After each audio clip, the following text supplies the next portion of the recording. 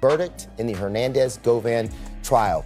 In case you missed it, that verdict came out roughly around 10:45 this morning, and it was not guilty on both counts. Hernandez-Govan was accused of being the mastermind in the death of rapper young Dolph. He is now a free man, free to go after 2 not guilty. Hey man, I'm gonna keep this shit, bro. Dolph, you a soft ass nigga, you nice ass nigga. If you got a problem, you got a problem. Shut ass nigga. Ain't even no motherfucking king of me if you ain't king of South Memphis. Where you at, Where Dolph? you at? See the Where you last at, Dolph? You see me? Dolph at, cuz. Where you at, Dolph? Where you at? Where you at? We in Castaic right now, we just left the store. Just today, a shocking verdict dropped. Hernandez-Govan, accused as the mastermind behind young Dolph's murder, walked free. But that's only the beginning. What happens next inside CMG is even more explosive. Blac Youngsta, once loyal to Yo Gotti, just cut ties with the label, wiped all mentions, and declared independence. Fans are scrambling. Did this split happen because of Dolph's death? Or is something much darker brewing between the two Memphis heavyweights? Stick around, because we're breaking down every twist, every betrayal, and every clue the streets are buzzing about. And you won't believe what's coming next. It looks like the tension isn't coming from outside enemies this time. It's sparking right inside the CMG camp.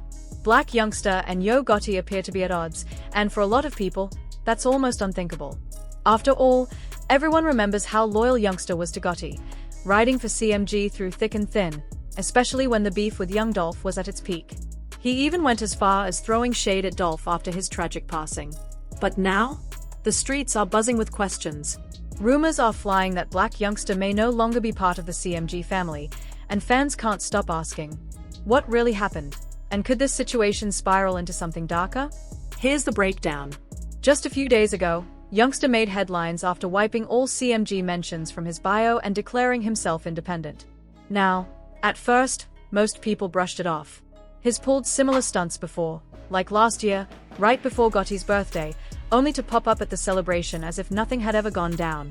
This time, though, it feels different. The energy is heavier. The moves look final, as if Youngsta has truly cut ties with CMG. And naturally, the internet exploded, tossing around theories and speculations about what could have caused the fallout. The biggest clues? They came straight from Youngsta himself. He jumped online and dropped a fiery message. "Play with me, and I'll take away everything that came out your mama. I swear to God, all my brothers are gone. So why not? This house will get flipped upside down about me, dead or alive. But I stand on my own 10 toes. That's why I get respect everywhere I step. I'm the realest dude you'll ever meet, and my people know it for sure." From there, he kept doubling down, claiming he's the one holding everything together and reminding everyone that his respect doesn't come from affiliations, it comes from who he is. In case you missed it, that verdict came out roughly around 10:45 this morning, and it was not guilty on both counts. Hernandez-Govan was accused of being the mastermind in the death of rapper young Dolph. He is now a free man, free to go after Loyalty. That's all I've ever known. You don't go against the house. My grandma raised me on that. God bless everybody. That's how Blac Youngsta opened one of his most recent posts. But he didn't stop there. He doubled down with another message that had the internet buzzing. He wrote, "These dudes been in the game for years and still mislead the youth like they are mob bosses.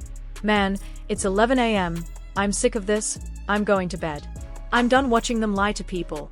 I'm gonna lead by example and show there's more to life." Youngsta didn't hold back. He put the blame squarely on the so-called fake OGs, the ones who pose as mentors, big brothers, CEOs, and leaders, but never teach right from wrong. Then came the most surprising part. He admitted, "I was once like you, and I'm not scared to say it. God put me here to help you deal with whatever you're going through." Now, that first post had people scratching their heads. It sounded cryptic, almost like it was aimed at no one in particular. But when the second post dropped, fans were convinced he was firing shots directly at Yo Gotti. Why? Because Gotti has built his whole brand on the mob boss image. In interviews, in his music, he's constantly referencing mafia figures. Even his stage name, Yo Gotti, is pulled straight from John Gotti, the infamous Gambino family boss. And Youngsta wasn't finished. Later, he made it crystal clear with another post. "Don't ask me about no dude you don't see me with. I don't let anybody I don't respect hang around me. For real, for real." That statement hit even harder because it came on the very same day he scrubbed all traces of CMG from his bio and claimed independence. Naturally, fans started blowing up his phone, demanding answers about what really went down between him and Gotti. Thank you to my attorneys, Manny, Robert, Haley, Beth, Handel, my private investigators, and Manny still helped me, you know, and he knew I was innocent, everybody around me. Youngsta kept the fire going, saying, 90% of the people you see me around, that's strictly business. My real friends, most of them are dead and gone. I don't do new friends, that's for sure. That 1% you never see me with, those are my real brothers. That's loyalty to the death. But I'm done with fake love. I'm done with fake loyalty from people who've been pretending for too long. I'm cool standing on my own. I'm cool admitting I once trusted the wrong ones. My hands are clean now. No more trying to make things look good. We're either solid, or we're not. And either way, I'm good. But he didn't stop there. Youngsta took it even further. I'm not like your favorite rapper. I allegedly live the things I rap about. Meanwhile, these dudes just sound good on songs. If I'm lying, God can take my soul in the next 5 minutes. No cap. He revealed he had cut ties with a lot of people he once considered solid. To him, they turned out to be petty, yes men, snakes, disloyal, ungrateful, or people who don't share his faith in God, or worse, people who think they are bigger than the program. That left fans asking even more questions. Why now? Why did Blac Youngsta finally decide to walk away from CMG after all these years? And that's when the internet dug up one theory that's been circulating heavy. The situation might trace all the way back to the young Dolph case. Not long ago, Hernandez Govan, the man prosecutors labeled as the mastermind behind Dolph's murder, was actually found not guilty. And with that shocking update, the timing of Youngsta's split started to look a whole lot more suspicious. Gee, bro. Dolph, you a bitch. You a soft-ass nigga. You nice ass nigga. If you got a problem, you got a problem. Shut ass nigga. Ain't no more king of Memphis. You ain't king of South Memphis. You ain't from the... On August 21st, 2025, the courtroom dropped a bombshell. Hernandez Govan was officially cleared of all charges: first-degree murder, attempted murder, and conspiracy. Prosecutors had painted Govan as the middleman for Big Juk, Yo Gotti's brother, who allegedly put a $100,000 bounty on young Dolph and even ordered hits on Paper Route Empire artists. But when Big Juk himself was killed back in January 2024, before the trial ever began, the prosecution's case collapsed. With a key player gone, the whole strategy crumbled, and now Govan walks free. For many fans, that acquittal flipped the entire game. Without the legal heat hanging over CMG, some believe it gave Blac Youngsta the green light to finally make his move and distance himself. But that still leaves the biggest question hanging in the air: who really ordered the hit on young Dolph?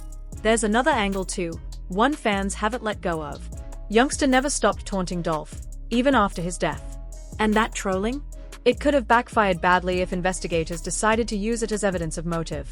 Word on the street is that Yo Gotti wasn't pleased with any of it. With so many eyes already linking his name and his circle to the case, Youngsta mocking Dolph only poured fuel on the fire. It dragged CMG deeper into controversy and made the label look reckless at a time when silence would have been smarter. And if you rewind the clock, it's clear, Blac Youngsta wasn't just a bystander in the Dolph versus Gotti feud. He was front and center, one of the most vocal soldiers in that war. Hey, see the left, though?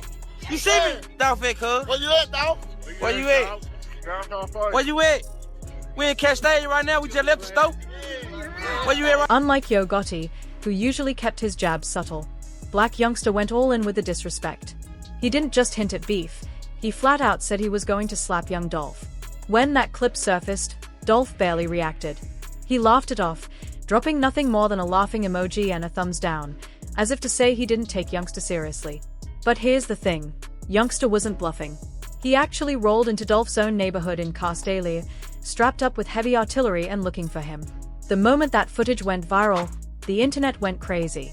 Dolph fired back on Instagram, calling out both Youngsta and Gotti.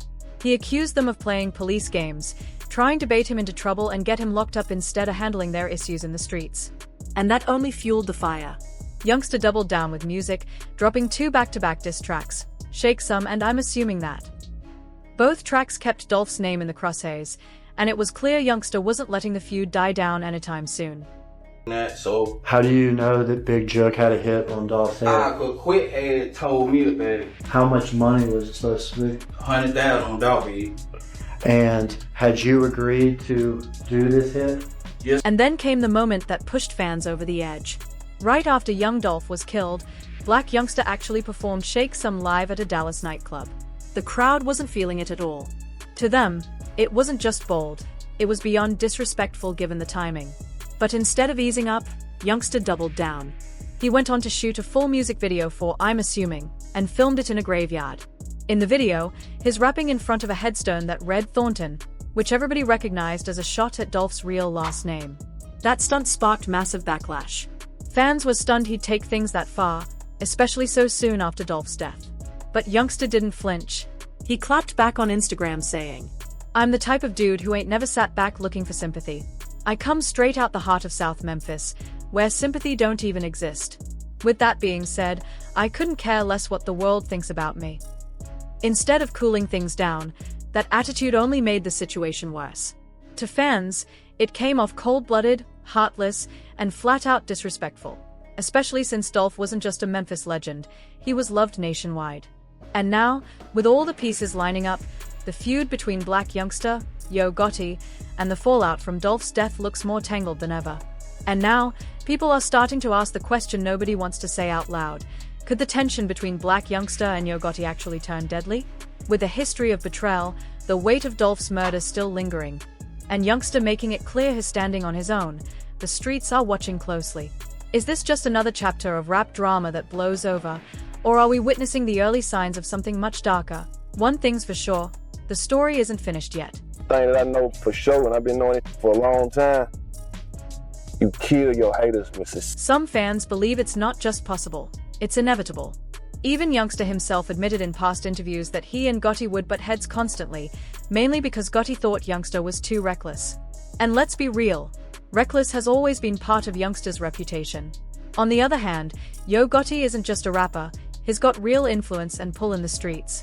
Put those two dynamics together, and if they don't figure out how to coexist, many fear this could spiral into something far darker. There's even been talk that Youngsta might flip and start talking. Because the truth is, once the common enemy is gone, crews often turn on each other. And in this case, that enemy was young Dolph. With Dolph gone, a lot of people feel like that's exactly what's happening between Youngsta and Gotti right now. We already caught a glimpse of this during the trial. Cornelius Smith, one of the alleged shooters, ended up turning into the prosecution's star witness. He didn't just point fingers, he identified himself and Justin Johnson in the surveillance footage from the crime scene. And to make matters worse, he testified that it was none other than Big Juk, Gotti's own brother, who put the $100,000 bounty on Dolph's head. What happened to you? They have epiphanies. They have like life-changing moments. Just want to ask, has your worldview changed at all after what's happened to you? Not really. According to Cornelius Smith, it was Hernandez Govan who was really pulling the strings. Cornelius claimed Govan had ties to CMG and acted as the middleman in the plot. But the defense wasn't having it. They came at Cornelius hard, branding him a pathological liar. And that narrative stuck, playing a major role in why Govan eventually walked free. Then there was another twist.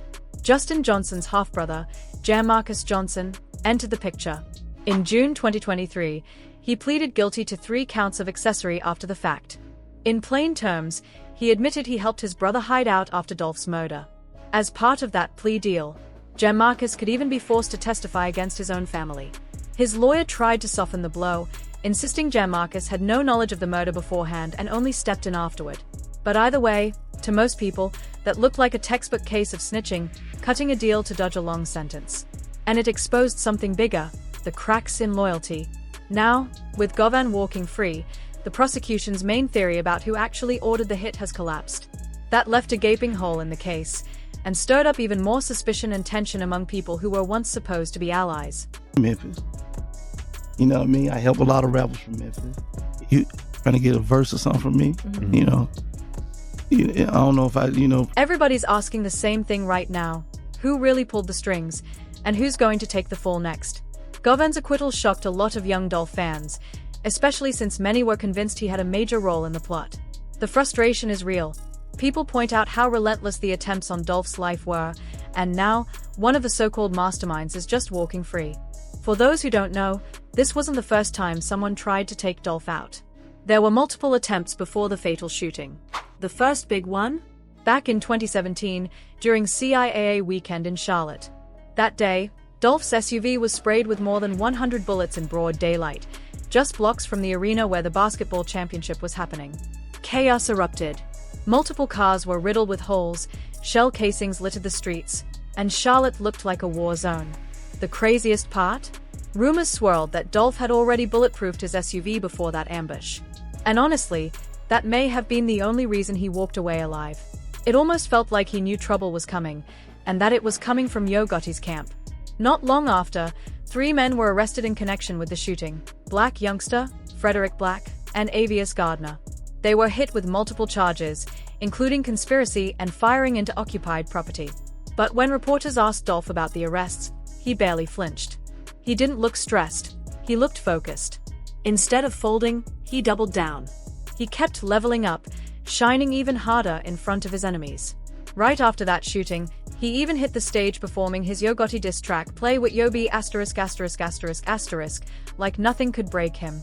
Dolph didn't just brush off the Charlotte shooting, he turned it into fuel. He doubled down in the booth, dropping 3 records inspired by the ambush: 100 shots, in Charlotte, and bulletproof. Each one was a direct statement that he wasn't backing down. In the end, the charges against Blac Youngsta were dropped. Court documents revealed the only evidence tying him to the crime was a rental vehicle linked to his name. But those same documents made it clear there was no proof Youngsta was behind the wheel or even in that car when the bullets started flying. But Dolph's enemies weren't done.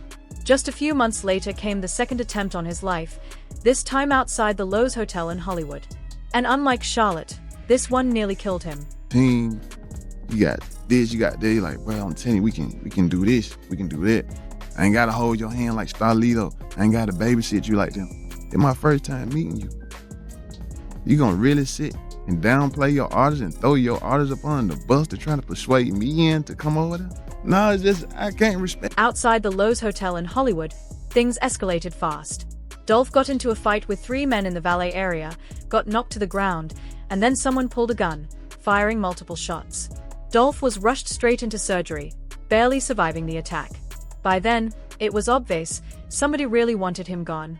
Witnesses claimed the shooters opened fire without hesitation, and Lapt even named Yo Gotti as a person of interest based on what people at the scene had said. Not long after, police arrested Corey McClellan, one of Gotti's close associates, near the area.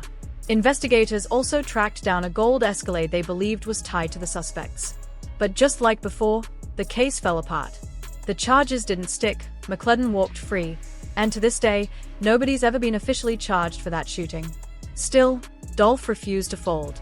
Even after coming that close to death, he wasn't shaken. People spotted him walking around solo not long after, as if nothing ever happened. For Dolph, it was always about one thing: securing the bag and leveling up, no matter what. But then came the darkest chapter of all, the moment that shook hip-hop to its core. The actual murder of young Dolph. It happened in broad daylight, right in his hometown of Memphis. Dolph had pulled up to Makeda's Homemade Cookies, a local spot he always supported, to show love.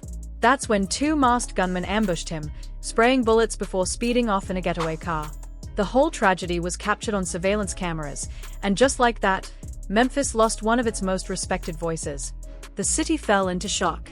What followed was a tense manhunt that had everyone on edge. Before long, police made their move. They arrested 23-year-old Justin Johnson, better known as Straight Drop, and 32-year-old Cornelius Smith. Both were hit with charges for Dolph's murder, and the streets wanted answers. But of course, you can't talk about young Dolph's death without rewinding to where it all began. The long, messy beef between him and Yo Gotti. Now, if you ask Gotti, he's claimed time and time again that he's just as puzzled as everyone else. In multiple interviews over the years, he's insisted there was never any real bad blood. In fact, Gotti says he supported Dolph's rise. He even pulled out receipts, screenshots of a text message he allegedly sent to Dolph back in August 2012. It was filled with encouragement, love, and respect. At least, according to Gotti himself. The only explanation Gotti has ever offered is that maybe things soured when he didn't jump on a track with Dolph after being asked. Outside of that, he swears there was no real animosity, no real grudge. At least, that's his side of the story. That's Gotti's side of the story. But flip the mic, and young Dolph's perspective tells a very different tale. According to Dolph, back in 2012, he was finally gaining serious traction in Memphis, and his name was spreading far beyond the city. That's when Yo Gotti reached out with an offer, a deal to join his label, CMG. At the time, Gotti was already a powerhouse, not just in Memphis, but nationwide. Teaming up with him would have been a massive step for any rising artist. But for Dolph, the situation wasn't so simple. He turned the deal down, and that's when things allegedly started to heat up. The issue wasn't just the offer itself, but the way Gotti delivered it.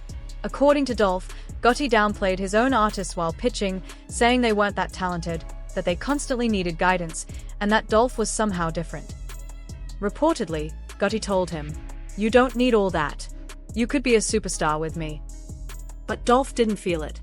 To him, it sounded like Gotti was throwing his own team under the bus just to lure him in. Dolph wasn't here for the politics, and he definitely didn't appreciate the disrespect. That's when he decided to step away completely from doing business with Gotti. And there's another twist. Dolph claimed he had a relationship with Yo Gotti's baby mama. When Gotti found out, that's when the real beef supposedly ignited. Dolph never went into all the details, but he said the proof was in the cover art for his infamous diss track Play with Yo B. The cover art spoke volumes. It showed a phone screen filled with missed calls, allegedly from Gotti's baby mama blowing up Dolph's line. To rewind for context, back in 2010, Yo Gotti was starting to really break into the Memphis scene. By 2010, Yo Gotti was breaking into the mainstream. His track 5 Star, featuring Gucci Mane, Trina, and Nicki Minaj, was charting big and drawing major attention.